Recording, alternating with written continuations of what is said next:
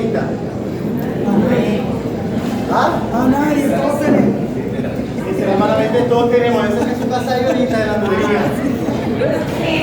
Tengo 5 tanques. Tengo unos cuantos que ahorita literalmente hablando, de pronto no tenemos suficiente agua que si están hidrolado suelto, ¿verdad que sí? Pero no es de esa de la que vamos a hablar, usted está entrenado, usted está afinado en lo que el pastor quiere mencionar. Para eso quiero que por favor se ubique conmigo en el Evangelio según San Juan, capítulo 7, nos vamos del versículo 37 al 39. Rápidamente, por favor, vamos a leer la versión de Reina Valera. Evangelio según San Juan, capítulo 7, versículo 37 y versículo al 39. Y dice así la palabra, la voy a leer en el nombre del Padre, del Hijo y del Espíritu Santo. Alguien que me diga amén. Amén. En el último gran día de la fiesta, Jesús se puso en pie y alzó la voz diciendo: si alguno tiene sed, venga a mí y beba. Si alguno tiene sed, vaya a hidrolado y reclame. ¿Será que Jesús dijo eso?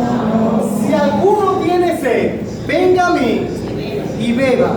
Y el 38 dice: el que cree en mí, como dice la Escritura, de su interior es de adentro hacia afuera, ¿ok? Correrán ríos de agua viva. El que cree en mí, de su interior correrán ríos de agua viva. Lo dejamos hasta ahí en el nombre del Señor.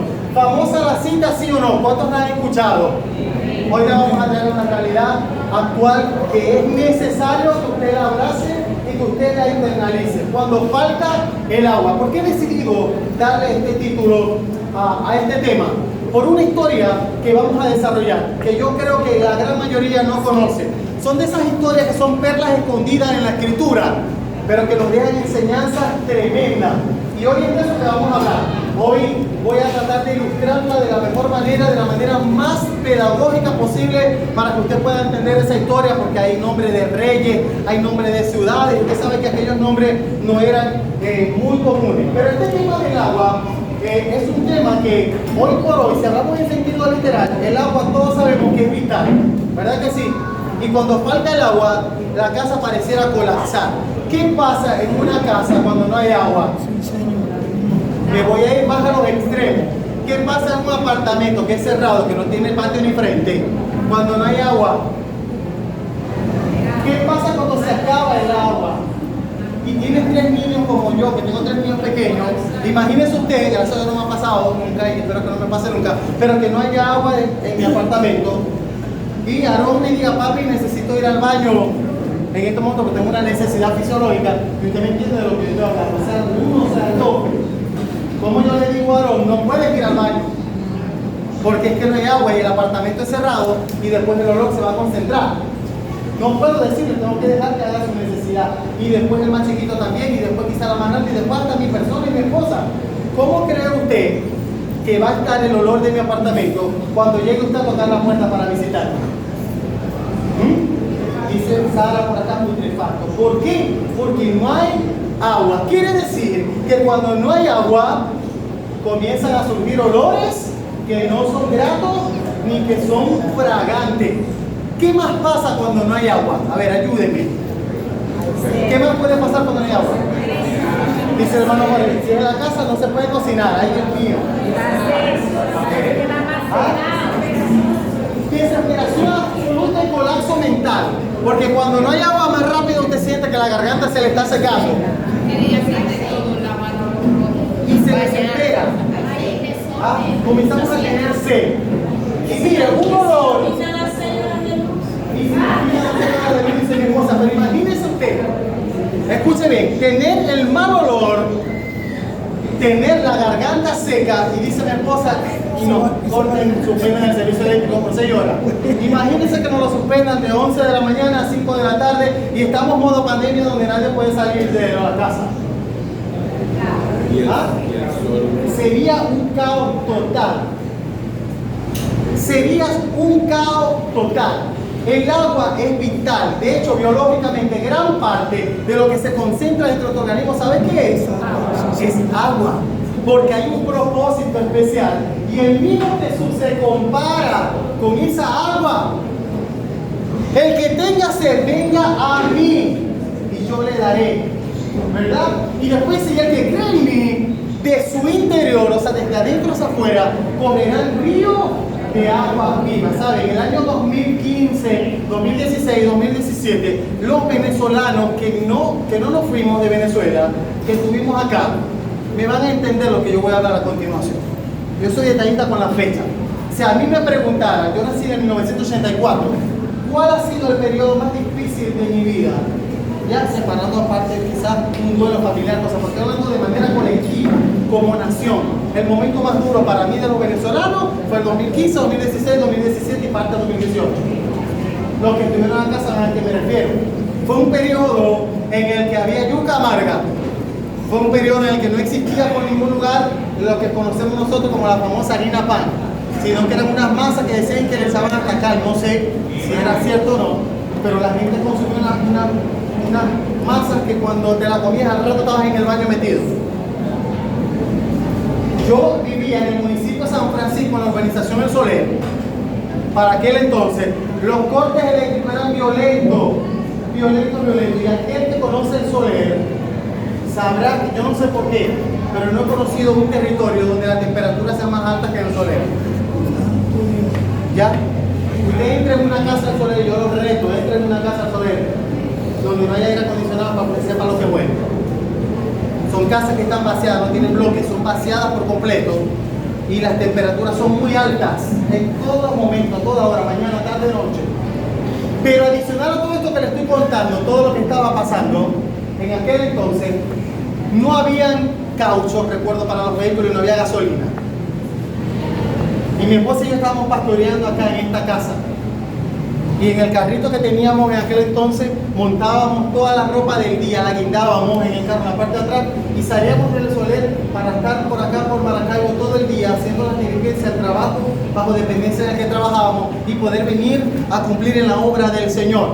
Pero ¿sabe qué era lo más fuerte de todo eso? Que cada vez que llegaba el Soler, en el Soler, yo llegué a pasar hasta 6 meses sin agua. Santo Dios. ¿Se acuerdan? 6 meses, 5 meses, nunca llegaba el agua. Y el pastor se subía en la placa de la casa, como un mono me subía todos los días en la placa. Teníamos el tanque aéreo y yo desde allá de arriba comenzaba a visualizar por dónde venía una cisterna. Y cuando venía una cisterna de agua, el más astuto, el que tuviera el espíritu de Pedro, lo lograba. Me tiraba como, usted tiene que ver al pastor, tirándose como un mono, guerreándome al de la cisterna, lo buscaba en el carro, por favor, sígueme, por favor, tengo un niño pequeño, por favor, para que me llenaran el tanque de agua, porque ellos se daban el tupé de ir a donde querían, porque era tanta gente que no tenía agua y los locales comerciales ganaban siempre, porque ellos se llevaban una cisterna completa, la cisterna no iba a perder el tiempo con 3 pipas de agua para llevarte a ti, mientras podía vaciar por completo la cisterna en un local comercial. Hermano, eso fue un colapso que afectó lo más íntimo de mi persona y de mi esposa. Cuando digo lo más íntimo, nos perturbó de una manera, al punto que no queríamos estar allá. Cuando digo no queríamos estar, no era solamente vivir, no queríamos estar allá, no queríamos llegar. Ya en ningún momento queríamos llegar, porque cada vez que llegábamos no había luz, nunca había luz. Y como nunca había luz, no había agua tampoco. Y era una casa preciosa y todo era precioso en el entorno y había mucha paz. Pero el que no existiera agua para mí era nada letal. Y eso nos llevó a tomar decisiones. Dios fue bueno.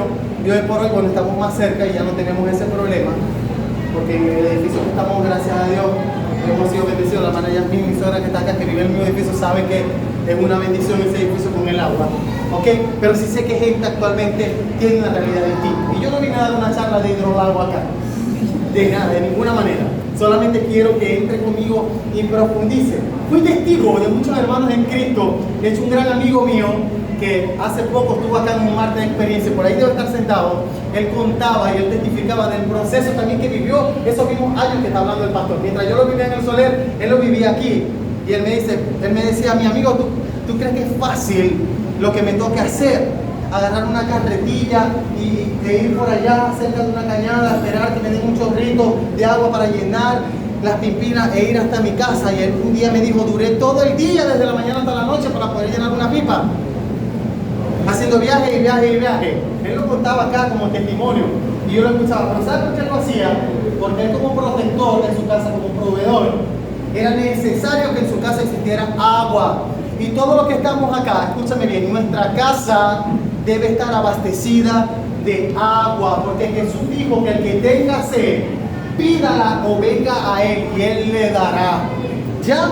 Para eso, yo quiero rápidamente hablar de una historia que se encuentra en el libro de Segunda de Reyes, el capítulo 3.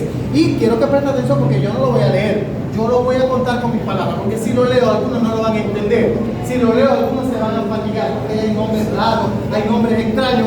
Yo quiero que presten atención la historia que el pastor a continuación va a mencionar. Resulta y acontece que nos vamos rápidamente a los tiempos del profeta Eliseo.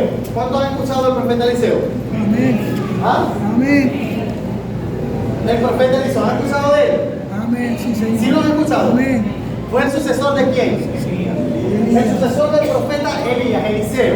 Ok, en los tiempos del profeta Eliseo, dice la escritura que hubo un rey que gobernó, fue muy famoso, pero más famosa fue su esposa. Este rey se llamó Acab. ¿Y la esposa cómo se llamó? Jezabel, la famosa Jezabel, archienemiga de mucha gente, ¿verdad que sí? Jezabel fue una reina implacable que mató a muchos profetas y llevó a que Elías se escondiera por temor, ¿se acuerdan? Pero Jehová cumplió su palabra y la destruyó a ella y destruyó a Acab, producto de su pecado. Sin embargo, quedó un hijo. Y los hijos siguen el legado de los padres. ¿Cuántos están de acuerdo conmigo? Los hijos siguen el legado de los padres. Ese hijo se llamó Joán y él comienza a reinar. Escuchen bien porque quiero que presten atención. Él comienza a reinar para seguir el legado de su padre, que ya no estaba, ni su madre. ¿Ok? Pero pasaba algo en el reinado de Acab y de Jezabel. Y no precisamente por acá, sino por Jezabel. Muchas de las cosas que se lograron positivas y negativas durante ese reinado fue por Jezabel, no por acá. Porque acá es tipología de un hombre que no hacía nada. Acá es tipología de un hombre pasivo. Acá es tipología de un hombre que se deja influenciar por la mujer. Acá es tipología de un hombre que no tiene criterio propio. Eso es triste, porque nosotros los hombres por naturaleza debemos ir un paso adelante. Y esta mujer hacía muchas cosas. Y dentro de las cosas que hacía, el poder de influencia de ella y de amedrentar a otros era tan grande que un país vecino, escuche bien esto, un país vecino, un territorio vecino, que era el de los moabitas, ella lo había logrado subyugar y le puso el pie en la cabeza a ellos. ¿Cómo así? ¿Cómo Jezabel logró esto? Los moabitas, el rey de Moab, tenía, escúchame bien, estaba siendo extorsionado por Jezabel y por su esposo. Y dice la escritura que ellos le exigieron una cantidad específica cada anual de corderos y de lana. Y tenían que entregar 10,000 mensuales, anual. Pero cuando muere Acab y muere Jezabel, muchos celebraron. ¿Dónde celebraron? En la tierra de los moabitas. ¿Qué celebraron? Que ya no tenían que seguir pagando la vacuna. ¿Me está entendiendo lo que le estoy diciendo? Ya no pagamos más esos 10,000 corderos que nos quitaban todos los años como impuesto. Se acabó, ya están bien muertos y enterrados. Pero resulta que Juan sabía de aquel convenio que tenían sus padres con el rey de los moabitas. Y le llegó y le dijo, ¿qué? Se cumplió la anualidad, vengo por los 10,000 corderos, vengo por la lana de los carneros. ¿Y qué le dijo? De los carneros, perdón. ¿Y qué le dijo aquel rey? Le dijo, lo siento mucho, no te vistas que no vas. Se acabó. A ti no te tengo miedo, tú eres un muchacho. Esa era tu madre que nos venía a amedrentar. Pero a ti no te voy a dar nada. Por donde viniste te vas o te vamos a matar. Y salió un batallón persiguiéndolo y llegó el rey Juan con las tablas en la cabeza. Pero cuando él llega, Israel estaba dividido en dos partes. Como decir, entiéndase esta parte, como Trinidad y Tobago. Eso es un país pero tiene dos islas. ¿Ok? Israel estaba dividido entre, le llamaban el territorio de Judá y lo que le llamaban el reino de Israel, cuya capital era Samaria. En el reino de Israel, cuya capital era Samaria, y estaban la mayor cantidad de tribus en aquel lugar, y en aquel lugar se conseguía el profeta Eliseo. Escuche bien esto, allá es donde Juan comienza a reinar, pero en Judá que era una tribu santa y bendita, había un rey temeroso de Jehová llamado Josafat. Y como era mi hermanito, ¿verdad? Joram vino y le envía un comunicado y le dice: necesito que me apoyen, porque ¿sabes qué me hicieron los moabitas? Como papá y mamá ya están bien muertos y enterrados, ya no quieren pagar la vacuna. ¿Cuántos me están entendiendo? Y Josafat le dijo: dime en qué soy bueno, en qué te ayudo. Te pongo a disposición mi ejército, te pongo a disposición mi guerrero y cuenta conmigo. Vamos juntos, vamos a unirnos y vamos a acabar con los moabitas.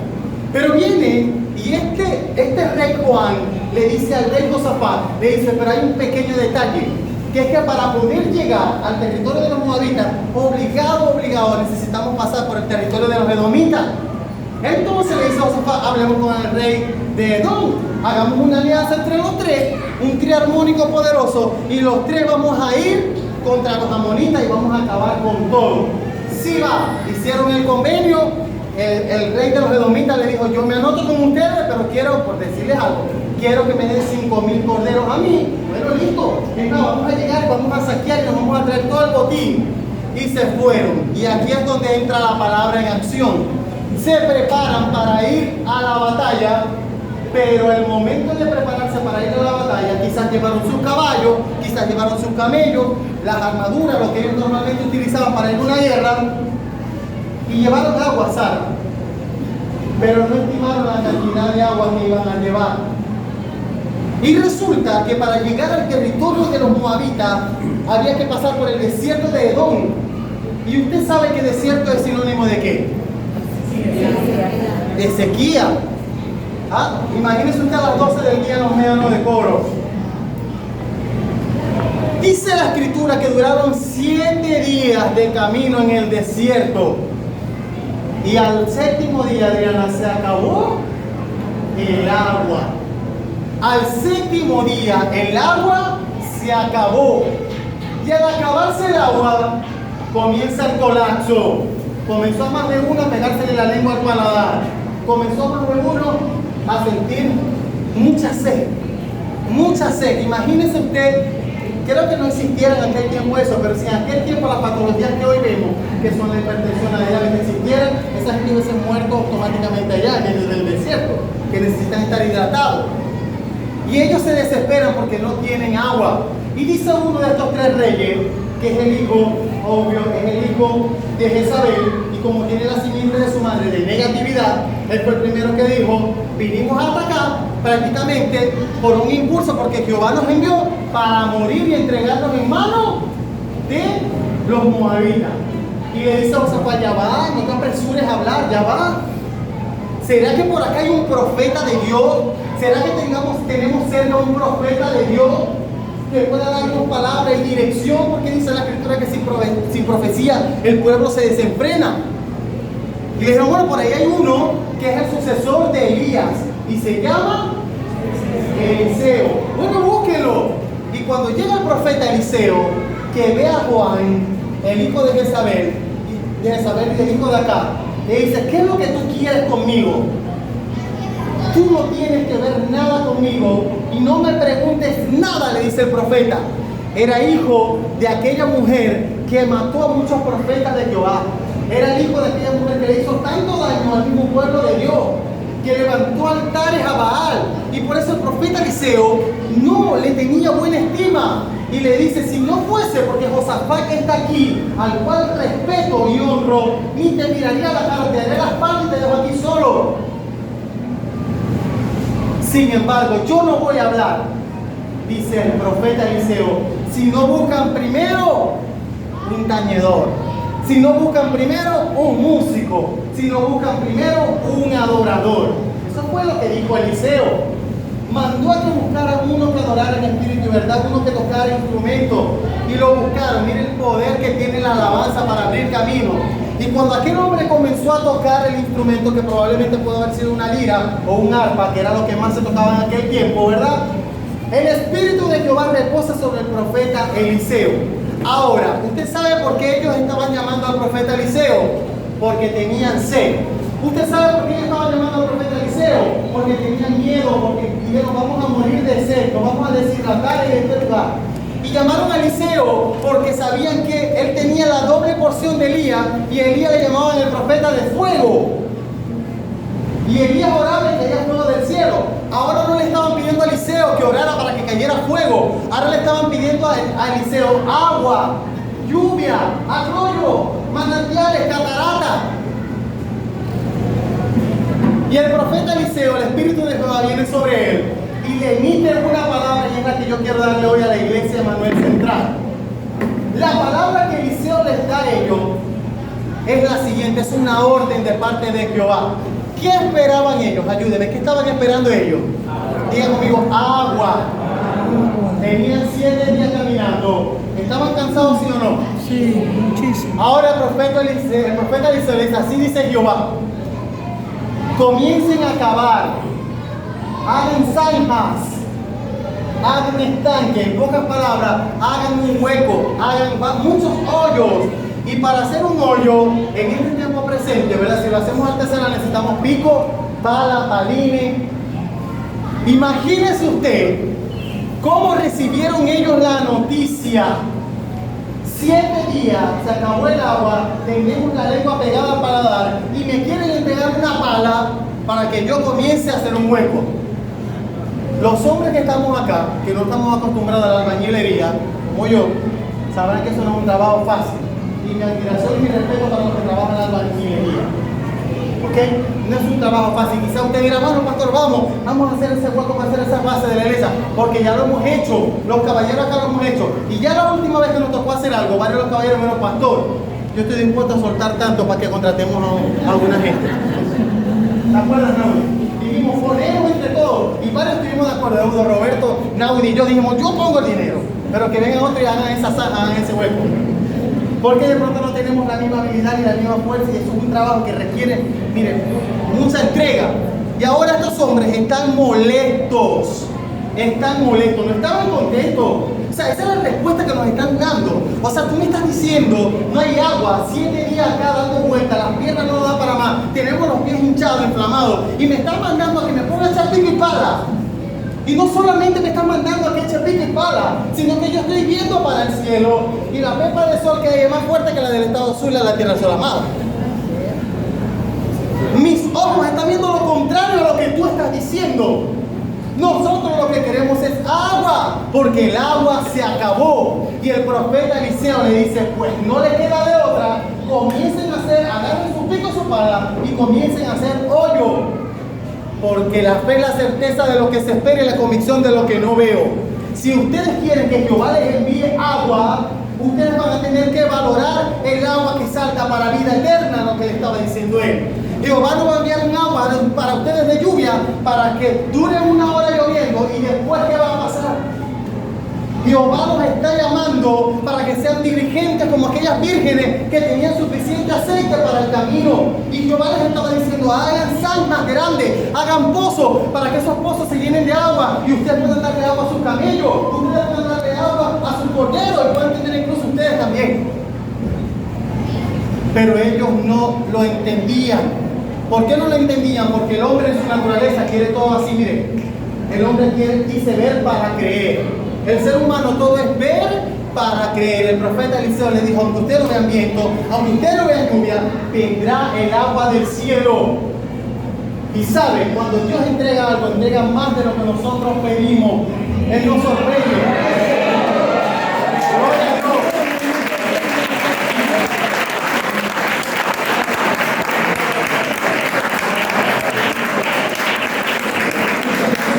No hay mayor problema porque ya estábamos predicando sin.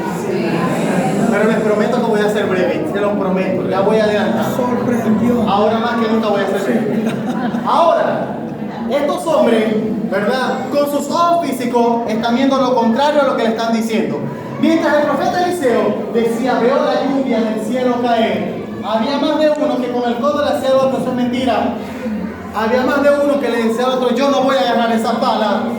Había otro que decía, yo no voy a agarrar ese pico. Yo no voy a perder las poquitas fuerzas que me quedan para morir más rápido. Prefiero verlos morir primero a ustedes. Pero quizás hubo uno que otro que sí creyó al profeta de Dios.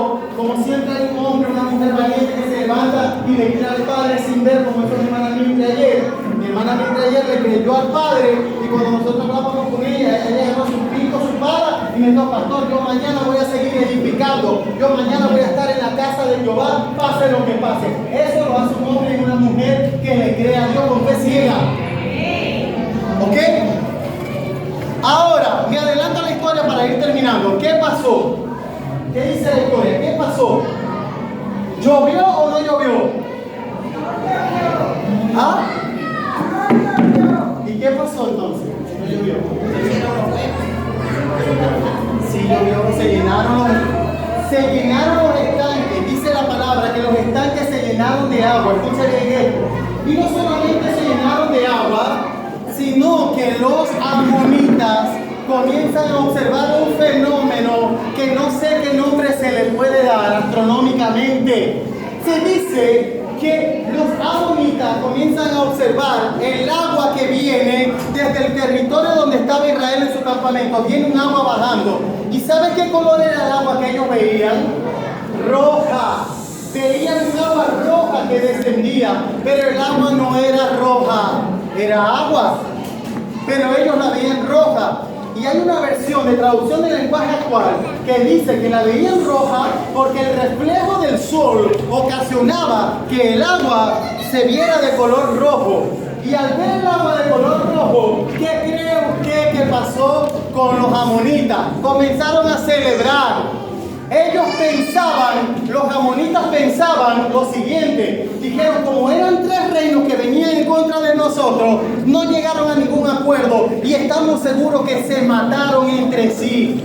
Y como se mataron entre sí, dijeron los amonitas, corramos hacia el territorio donde estaban y vamos a recoger el botín, porque deben estar todos muertos. Y si quedan unos poquitos vivos, los terminamos de rematar. Y salieron corriendo, contentos, creyendo que el pueblo de Dios estaba derrotado.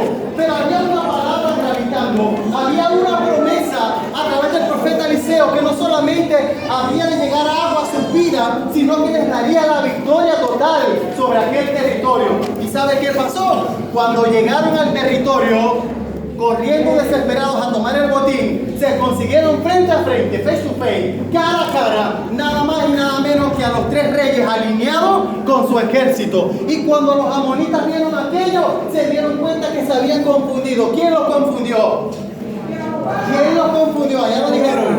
Jehová de los ejércitos confundió al enemigo, confundió al adversario. Aunque contra ti se levanten en guerra, aunque venga el enemigo contra ti, por 7 caminos tendrás que huir. Porque Jehová pelea por ti, Jehová pelea por mí, Jehová te defiende, Jehová conoce tu causa. Escúchame bien, Él sabe cuál es tu necesidad, pero también sabe cuál es el anhelo de tu corazón y sabe hasta dónde estás dispuesto a llegar. Porque el Señor no le va a soltar el agua a alguien que no la va a valorar. Es como soltar las perlas a los cerdos. Por eso el profeta mandó a que hicieran zanja para valorar y preservar lo que el Señor nos entrega. Jesús dijo, el que cree en mí, de su interior correrán ríos de agua viva. ¿Sabe por qué Jesús dice de su interior? Porque esto es un depósito. Esto es un depósito. Y ahí se valora la presencia de nuestro Padre. El agua es simbología de la palabra que está en ti, la palabra que está en mí. Jesús dijo en Juan 5:39, si permanecéis en mí y mis palabras permanecen en vosotros, pide lo que tengas que pedir y te será otorgado. La palabra dice también escudriñar las escrituras, porque a vosotros os parece que ellas tenéis la vida eterna. Juan 5:39. Y ellas son las que dan testimonio de mí. Lo dijo Jesús. Por eso es importante aferrarse a la palabra. Usted no puede vivir de emociones. Usted no puede vivir arrimado a otro. Usted no puede vivir creyendo que lo va a impulsar otro. Usted tiene que esforzarse. Usted tiene que ser de los valientes que da un paso adelante y no puede conformarse, mucho menos secarse y morirse de sed. Porque nuestro Padre es un Padre de provisión. Cuando Abraham dejó a Agar en el desierto con su hijo, el niño tenía sed, ¿sí o no? El niño tenía sed porque estaba en un desierto, pero Jehová resguardó la integridad física de aquel niño y un arroyo, un manantial, un oasis comenzó a fluir, una fuente para que este niño se alimentara. alimentara y pudiese saciar la sed que él tenía. No hay nadie que te ame más que tu Padre y que quiera saciar esa sed que tú tienes. Ahora, la sed de la que yo estoy hablando no es una sed de venganza, ojo. Hay gente que dice, tengo sed de venganza. Hay gente que dice, tengo sed de justicia. Cuidado, hermano. Cuidado con tener sed de justicia, hermano. Porque si yo me paro aquí, hermano, y yo digo, Señor, haz tu justicia aquí. Porque cuando usted ve algo que no le gusta, usted dice, Dios mío, qué injusticia, Dios mío, haz justicia. Si usted le pide al Señor que haga justicia, cuidado que usted no vaya también ahí, lo revuelten también. Porque el único justo y verdadero es nuestro Padre. Y si Él aplica justicia total en tu vida y en la mía, va a aplicar justicia hasta en lo que tú piensas. Y a veces tenemos sistemas de pensamiento que no son justos, sino que son injustos. A veces hay acciones en nosotros de mezquindad que demuestran injusticia y no demuestran justicia. ¿Ok? Entonces hay que ser muy cuidadosos con esto. Si tenemos sed, que sea de su presencia. Si vamos a tener sed, que sea de tener más intimidad con Él. Si tenemos sed, que sea, mire, de grandes expectativas de crecer en un ministerio. Si tenemos sed, que sea sed de su palabra. Si usted quiere tener sed, que sea sed por la presencia de su Espíritu. Si usted tiene sed, que sea una sed para crecer a nivel ministerial. Si usted tiene sed, que sea para que se evidencie el fruto y el don del Espíritu Santo en tu vida. Pero si tu sed está inclinada hacia cosas que te van a beneficiar únicamente a ti, entonces estás en el lugar incorrecto. Porque no es a eso a lo que Dios te trajo. Que no falte el agua. Que no falte el agua. ¿Dónde? En mi interior. El agua es su palabra. En pocas palabras, valga la redundancia, que no falte una palabra de mi boca. Escuche bien, yo puedo cubrir multitud de faltas, porque el amor cubre multitud de faltas. Lo que nosotros fuimos ayer a hacer en la casa de mi hermana Mildred, con el permiso de Milú, cuando íbamos llegando a la casa de mi hermana Mildred, mi hermana Milú me dijo, papi, yo no te voy a decir lo que vas a decir allá, me dice mi hermana, porque sé que es una situación difícil e incómoda, pero yo sé que el Señor te va a dar las palabras correctas para lo que tú vas a hablar allá en casa. Y sabes, yo no sabía lo que iba a decir. Yo no sabía, porque si me pongo a pensar lo que voy a decir es premeditar y es quitarle el espacio al Espíritu Santo de lo que Él va a hacer. Yo solamente le dije, Señor, fluye y haz lo que tengas que hacer. Y cuando nosotros llegamos allá, mi hermana Mildred, lo que fuimos a hacer, la hermana Milú, la pastora Mildred, el pastor Edwin, ¿sabe qué fuimos a hacer? Fuimos a llevar un cántaro de agua. Fuimos a llevar un cántaro de agua para una mujer que tenía sed, para una mujer que estaba en un desierto y que humanamente se estaban agotando las opciones. ¿Por qué le digo esto? Porque si en tu interior hay ríos de agua viva, no es para que te jactes de eso, sino para que lo compartas con otro. ¿Cuántos en tu entorno se están muriendo de sed?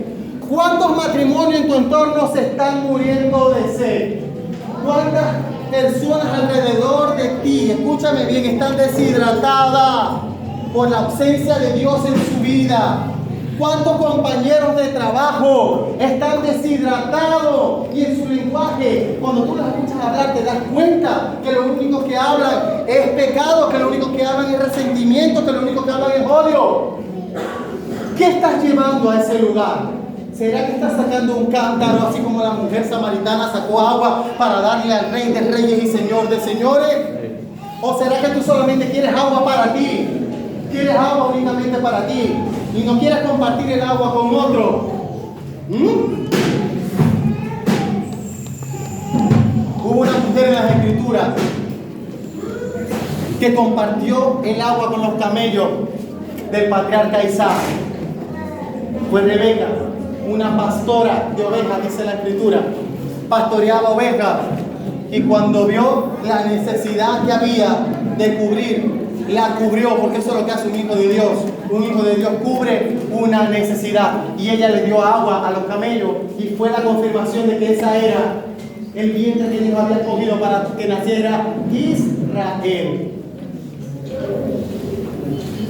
Para que la nación Israel naciera y hoy fuera lo que es, Una mujer cambió la historia, no fue un hombre. Una mujer le dio de beber a los camellos del patriarca Isaac. Y los que leen palabra van a estar de acuerdo conmigo. Y esa acción fue la confirmación de que esa mujer sería el instrumento de honra que el padre utilizaría para que en su vientre estuviese Jacob, al cual se le cambió el nombre y se llamó Israel, y hoy por hoy es la nación santa, y fue donde nació Jesús, y fue donde Jesús murió en la cruz del Calvario, pero resucitó también. Cubrió una necesidad. Así que yo hoy vine a decirle a la iglesia Manuel que no se acabe el agua. Y voy más profundo porque ahora sí voy terminando. ¿Cómo es eso que tú tienes agua para la calle, pero los de tu casa están sedientos? ¿Cómo es eso que tú tienes agua y cántaros de agua para darle a lo de la calle, pero en la casa hay sed? Ay, Dios mío, a más de uno Dios le está hablando en esta mañana. Dice la Escritura que el que no provee para su casa es peor que un incrédulo y ha negado la fe. Ha negado la fe. ¿Sabe qué es negar la fe? ¿Sabe qué es negar la fe? Es no reconocer a Jesús, como en su momento Pedro no lo reconoció y lo negó. Es peor que un incrédulo.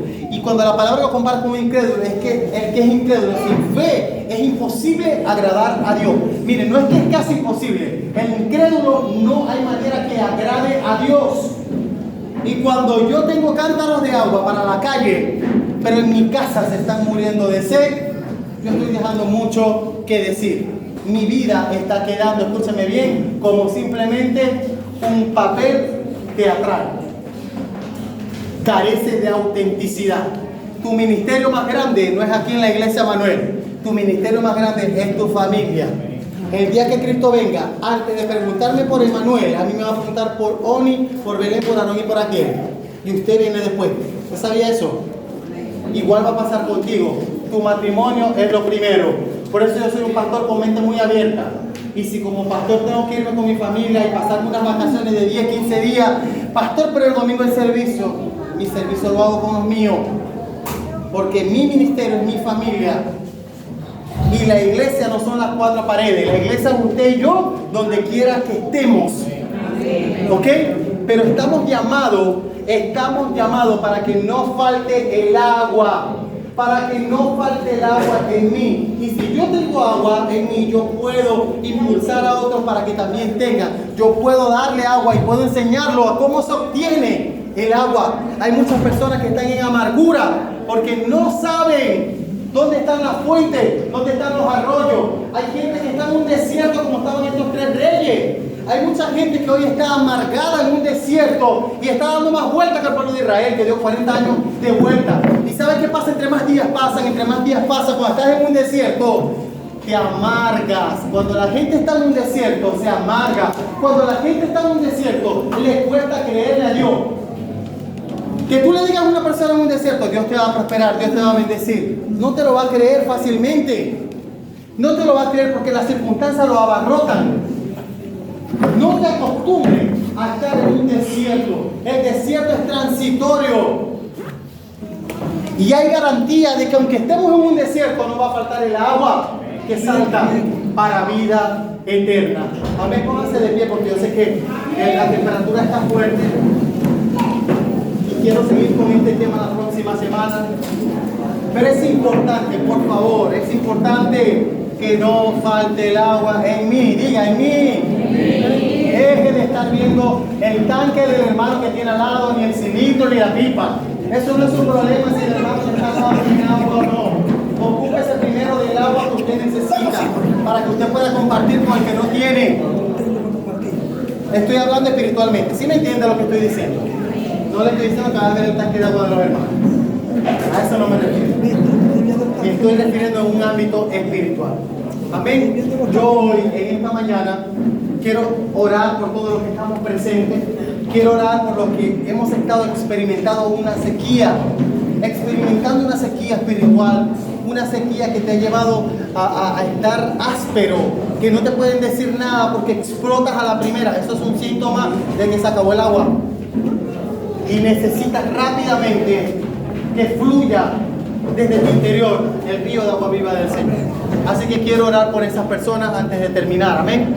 Padre, en el nombre de Jesús, en esta mañana, como ministro de esta casa, como sacerdote de esta casa, juntamente con mi esposa, Señor, oramos en la autoridad que tú nos has dado por este hermoso pueblo, por cada persona que hoy ha venido a tu casa, Señor, y clamamos para que aquel que se encuentra pasando por una sequía espiritual, hoy tu Santo Espíritu pueda correr desde su interior como un río de agua viva. Pero para eso es necesario creer. Para eso es necesario creer. Y aunque no veamos en el cielo nubes ni tiempo de lluvia, Señor, creemos lo que tu palabra dice. Y tu palabra dice que seremos bendecidos.